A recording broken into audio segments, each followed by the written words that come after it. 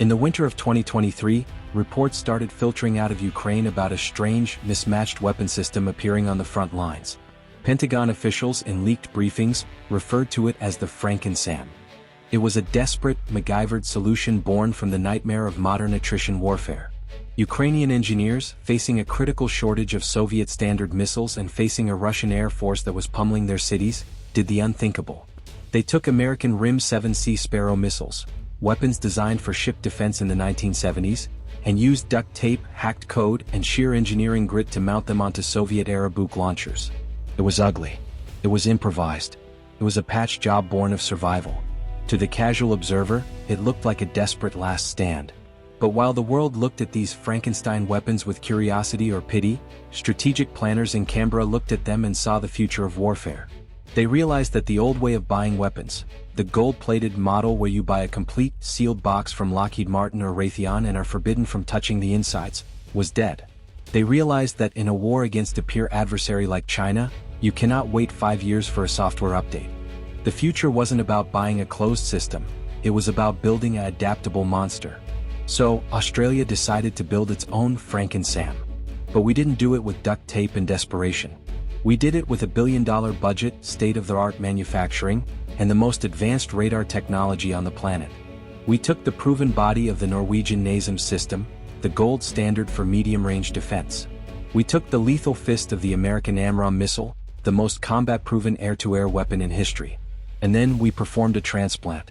We ripped out the standard American radar, the heart of the system, and bolted on an Australian-made active phased array, eye that sees things the Americans miss.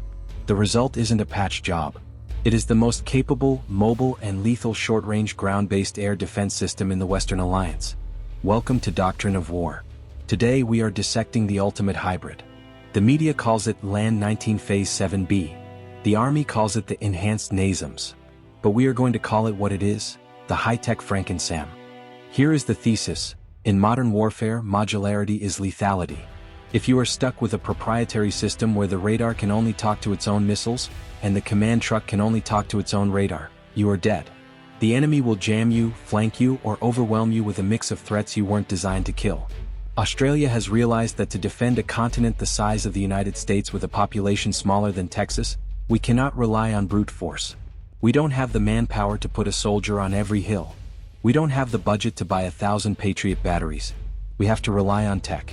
We have to rely on extreme integration. We are taking the best brain, Australian Sovereign Command software, the best eyes, CA Technologies radar, and the best fist, US Raytheon missiles, and stitching them together into an unkillable monster. This is a story about Australian industrial arrogance, in the best possible way. It is about a middle power looking at the standard US Army issue equipment, the kit used by the superpower that guarantees our security, and saying, no thanks, that's not good enough for us. We can build it better ourselves. And the terrifying part for our adversaries? We were right. The system we have built is lighter, faster to deploy, and harder to jam than the standard NATO kit. If you want to understand why the US Navy is suddenly jealous of a radar built in a Canberra industrial park, and how Australia is building a kill web that covers the entire Indo-Pacific, hit that like button and subscribe to Doctrine of War. We break down the hardware that keeps the peace. The lesson from Kiev, the death of the Apple ecosystem. To understand why Australia is going to such immense trouble to build this hybrid beast, we first have to look deeper at the Franken-SAMs of Eastern Europe. When Russia invaded Ukraine, they brought massive layered air power. Cruise missiles like the Caliber, Shahid loitering munitions, Su-35 fighters, and Ka-52 attack helicopters. Ukraine's air defense was formidable but finite. They had Soviet-era S-300s and Buks, excellent systems, but they relied on a supply chain that led back to Moscow. As the war dragged on, they ran out of missiles. You can't buy Soviet missiles at Walmart. They are no longer manufactured by the West's allies. Ukraine had the launchers, the trucks and the radars, but no bullets. The gun was empty. The West had plenty of bullets, AM-9 Sidewinders, RIM-7C Sparrows, Iris-T, but no launchers that could fire them. In the traditional military-industrial complex, this is a fatal problem. Normally, integrating a US missile onto a Soviet radar is considered impossible. It would take 5 years of software coding, licensing deals, lawyers, and safety testing. It's the Apple ecosystem model. Your iPhone, the missile, only works with an Apple charger, the radar. Big defense contractors love this. It's called vendor lock-in. It guarantees them decades of profits because you can't buy parts from anyone else. Ukraine shattered this model. They hacked the code. They built physical adapters in machine shops under bombardment. They created the Franken-SAM. It proved a vital concept. The missile doesn't care what launches it.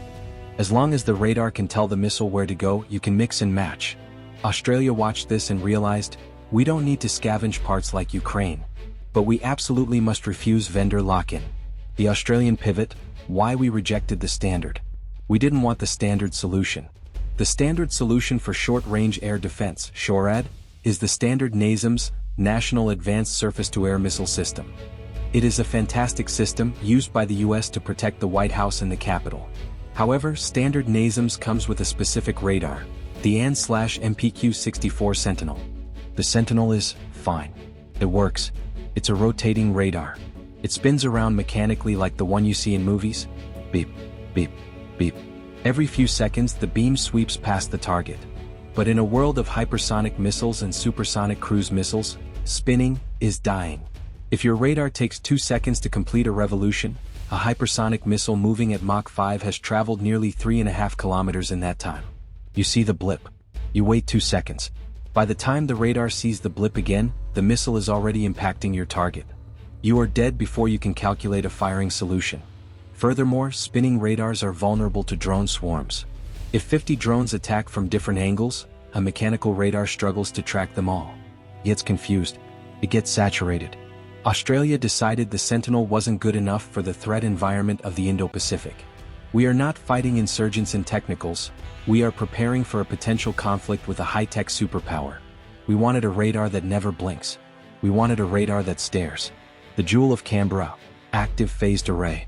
This is the part of the video where we need to talk about Australian pride in deep tech. Because the CA radar isn't just good for Australia. It is world-leading. The radar Australia chose is built by CA Technologies. It is an active electronically scanned array, AESA.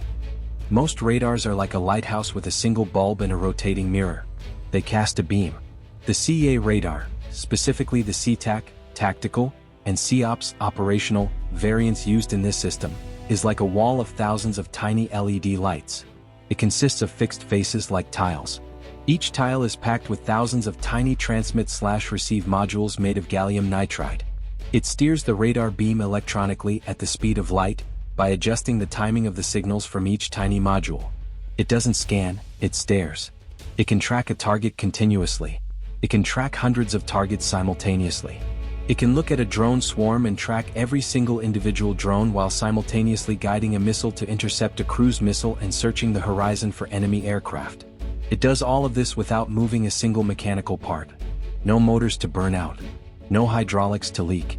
This technology was proven on the Royal Australian Navy's Anzac-class frigates. The anti-ship missile defense upgrade replaced the old Swedish radars with CA masts. The results were shocking. In trials off the coast of Hawaii and California, the Australian frigates were intercepting supersonic Vampire targets, missiles skimming the waves, that the US Navy's own systems struggled to track. The US Navy was so impressed that they are now looking at integrating CA technology into their own future constellations. We essentially built a radar so good that the world's largest navy is envious of it. Why the US Navy is jealous, dealing with clutter and jamming. So why put this on a truck? And why is it better than the Patriot's radar for this specific job? Because the air battle has changed. We are no longer just looking for airplanes. We are looking for things that are small, slow, and low, drones, and things that are fast, steep, and high ballistic/cruise missiles. The standard US Sentinel radar struggles with ground clutter. If a drone is flying low over trees or between hills, a spinning radar often mistakes it for a leaf, a bird, or a moving truck. The CA radar has incredible fidelity. It can use digital beamforming to scrutinize a specific patch of sky. If it detects a weird blip, it can instantly focus extra energy on that spot to confirm what it is. Is it a bird or a drone? Without losing track of the rest of the sky. It is also incredibly resistant to jamming. If an enemy tries to blast it with electronic noise, the AESA radar can create a null, a blind spot in its reception pattern, specifically in the direction of the jammer, while continuing to look everywhere else. It essentially puts on sunglasses just for the sun while keeping its eyes open. The Hawkeye integration, shoot and scoot. We didn't just buy the radar, we mobilized it. The ADF decided to mount this radar not on a heavy truck or a trailer, but on the Hawk-A, the Australian-built light-protected mobility vehicle. The Hawk-A is a 7-ton beast. It is fast. It is armored against IEDs and small arms. It can drive off-road at high speeds. This creates a high-mobility radar. Imagine this scenario. A C-130 Hercules lands on a dirt strip in the Northern Territory or a remote Pacific island. The ramp drops. Out rolls a Hawk-A with a CEA radar on the back. Within minutes, it is radiating. It creates a high-fidelity 3D picture of the airspace for 40 or 50 kilometers in every direction. It links up wirelessly with the missile launchers, which can be hidden kilometers away in the bush. The radar is the target. In modern war, the moment you turn on your radar, an enemy anti-radiation missile is coming for you. Or enemy artillery is locking onto your coordinates. Because the CA radar is small and mounted on a fast truck, it can radiate, track a target, fire a missile, and then move before the enemy return fire hits. This survivability is what makes the Franken-SAM so dangerous. It isn't a static target sitting in a concrete bunker. It is a ghost. It appears, kills, and vanishes. Part 3, the brain, Air 6500. The nervous system, beyond the battery. A radar is useless if it can't tell the missile when to fire. A missile is useless if it doesn't know where to go. You need a brain. This is Project Air 6500. While the Franken-SAM, NASAMS plus CA, is the body, Air 6500 is the nervous system. It is a joint air battle management system. This is the most ambitious integration project in Australian history. The goal is simple but incredibly difficult. Any sensor, best shooter. In the old days, the Air Force had their radars, the Navy had theirs, and the Army had theirs. They didn't talk. They were stovepiped. If a Navy destroyer saw a threat over land, it couldn't tell the Army missile battery to shoot it. It had to radio a human, who typed it into a computer, who radioed another human. That process takes minutes. In missile warfare you have seconds. Air 6500 connects everything into a single, automated mesh network. The kill web scenario. Let's visualize how this works in a high-intensity conflict. An F-35A Lightning II is flying stealthily 200 kilometers away from the target area. It is in silent mode. Its radar is off to remain invisible, but its infrared sensors pick up the heat signature of an incoming enemy cruise missile flying low through a valley. The F-35 sees the target, but it doesn't want to break stealth to open its weapons bay and fire. Or maybe it's out of missiles. Instead, the F-35 simply beams the data down to the Air 6500 network via a secure data link. The Franken-SAM battery on the ground receives the data. Its radar hasn't even seen the target yet because the missile is hiding behind a mountain range. But the launcher knows where the target will be. The Franken-SAM fires an AMRAAM-ER, extended range, missile. The missile launches vertically, punches through the cloud layer, and flies towards the coordinates provided by the F-35. As the missile crests the mountain, the CA radar on the Hawk-A finally picks up the target and takes over terminal guidance, or the missile uses its own active radar seeker to find the kill. The F-35 pilot never touched the trigger. The Army crew on the ground never saw the target with their own eyes until it exploded. The system did the work. This is the kill web. It turns the entire Australian Defence Force into a single, distributed organism. It means you can't just kill the radar to blind the battery can fire on data from a ship, a plane, or even a space-based sensor. The stakes of sovereignty. Why we couldn't buy off the shelf. Why go to all this trouble? Why take the risk of integration?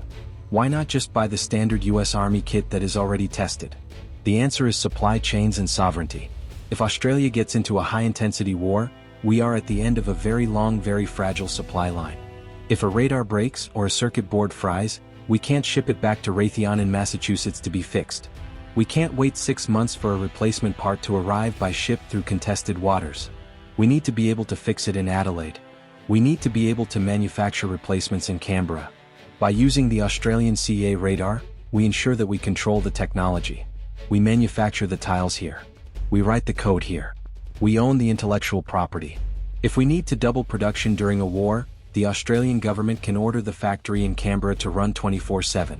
We don't have to wait in line behind the US Army, the Ukrainian Army, the Polish Army, and everyone else ordering Patriot radars from the same stressed American factory. This is the strategic realist perspective. In a global conflict, everyone hoards their own tech. The US will prioritize the defense of Guam, Hawaii, and the continental US. Australia must prioritize the defense of the North. The Franken-SAM gives us the independence to do that. It means our air defense is not capable of being turned off by a foreign power or stalled by a foreign supply shortage. The verdict? The term Franken-SAM started as an insult in the press. It implied something ugly, stitched together, and barely functional. Australia has reclaimed the term. We have turned it into a badge of honor. Our Franken-SAM, the enhanced NASAMS with CA radar, is a masterpiece of systems engineering. It proves that a middle power doesn't have to accept second best. It proves that we can take the best missiles in the world and make them deadlier by giving them better eyes. The rest of the world is taking notes. The US Army is presently looking at its own aging Sentinel radars and wondering if they should have gone the Australian way. European nations are looking at the CEA technology for their own future frigate programs. We didn't just buy an air defense system, we invented a new standard. We built a system that is modular, mobile, and lethal. We built a system that can see the threats of the 21st century, the drones, the hypersonics, the swarm, and kill them before they kill us. This is the ultimate hybrid. It is the shield of the North, and it is built right here. Thanks for watching Doctrine of War. Do you think the Franken-SAM approach is the future of military procurement, or should we stick to off-the-shelf systems to save money? Let us know in the comments below. Stay sharp, stay realistic, and we'll see you in the next one.